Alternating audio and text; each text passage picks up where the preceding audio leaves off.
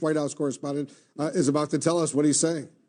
Yeah, Wolf, I would say this is a code red at the president's rally in Michigan right now. He is reacting in real time, I suppose, as only Donald Trump can, to being impeached. And, you know, I say code red because he is red in the face. When you see this video of the president speaking at this rally in Michigan, he is red in the face and going off the rails. At one point, just a few moments ago, accusing Democrats of declaring war on democracy by impeaching him, talking about House Speaker Nancy Pelosi in very personal terms, calling her crazy Nancy, talking about other members of the House like Debbie Dingell. Here's more of what the president had to say just a few moments ago. You're declaring open war on American democracy. You are the ones interfering in America's elections. You are the ones subverting America's democracy. We did nothing wrong, nothing whatsoever. This was just an excuse. You are the ones obstructing justice. You are the ones bringing pain and suffering to our republic. Now, the president was also saying how he is going to be unleashing his millions of supporters to somehow vote House Speaker Nancy Pelosi out of office. I don't think that's going to be possible in her San Francisco district, but perhaps he's talking about her majority in Congress, something that Republicans have been talking about for some time.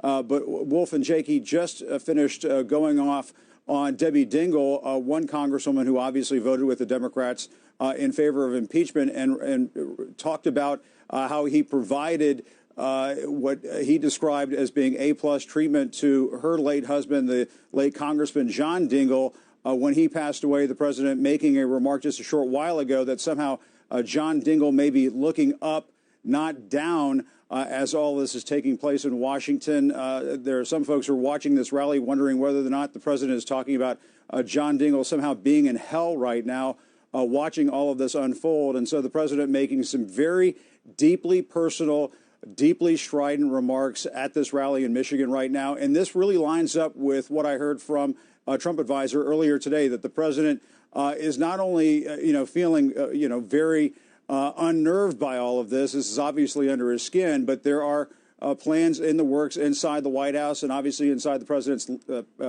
political team to really use and weaponize impeachment heading into the 2020 campaign. And that appears to be the case when you listen to the president at this rally tonight. Yeah, it's amazing what's going on.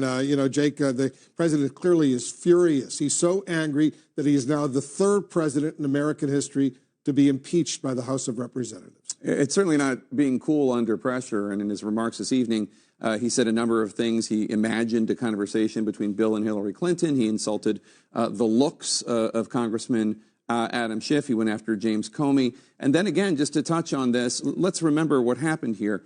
Congressman John Dingell was a long-serving member of the House of Representatives, beloved from Michigan. He passed away earlier this year. Congresswoman Debbie Dingell, who succeeded him in that seat before he died, obviously, was appreciative to President Trump for providing the funeral, as the Trump administration does, as any White House would do. And then take a listen to how President Trump described it just a few minutes ago. Debbie Dingell, that's a real beauty. So she calls me up like 8 months ago. Her husband was there a long time. But I didn't give him the B treatment. I didn't give him the C or the D. I could have. Nobody would have, I gave the A-plus treatment. Take down the flags. She calls me up. It's the nicest thing that's ever happened. Thank you so much. John would be so thrilled. He's looking down. He'd be so thrilled. Thank you so much, sir. I said, that's okay. Don't worry about it. Maybe he's looking up. I don't know. I don't know. I mean, once again, we saw something like this after the late Senator John McCain died. First of all, the idea that by bestowing honors upon a long-serving member of Congress who has passed away, that's somehow a personal favor by President Trump. And second of all, just the lack of compassion, the lack of basic human decency. Debbie Dingell is still mourning her late husband. He's not even been gone for a year. And the idea that he would suggest, and obviously Jim was being polite earlier, but obviously he's suggesting that maybe John Dingell is in hell. Just an incredibly crass thing, and more importantly, This shows how much this really bothers him, how rattled he is. This is disgraceful. Yeah. I mean, this is just disgraceful. What he is describing is a congresswoman who called him and thanked him after the funeral and flying flags at half-staff. And I believe he was the longest-serving member More than of the 50 Congress. years he was right. in the House. This is disgraceful. She called him to say thank you, and now he is saying this vote of hers is some kind of betrayal, some personal betrayal to him because John Dingell got the funeral that he deserved. And by the way, this is a president saying this in the state of Michigan, Right, his where state. John Dingell was beloved. And it's just, you know, and then going after Nancy Pelosi. I mean, I can't think of another word other than disgraceful to describe what the president is doing this evening. But this is the type of conduct. This is the reason Nancy Pelosi is Speaker. This is the reason you had the suburban revolt against President Trump. This is the reason Democrats won by such a big margin in the 2018 midterms. And it is one of the reasons Democrats believe, even though this impeachment is controversial for a number of their members, they believe the president will continue this behavior and maybe even accelerate this behavior because of his raw anger. Now, Debbie Dingell is a partisan. She's a Nancy Pelosi deputy. The president has every right to be upset with her vote. Sure. He's a Republican president. But there's a way to do it, and that's not the way to do it, especially in the case of John Dingell. Any president would have done this for John Dingell. He's the longest-serving member of the House of Representatives. He worked with Democrats and Republicans.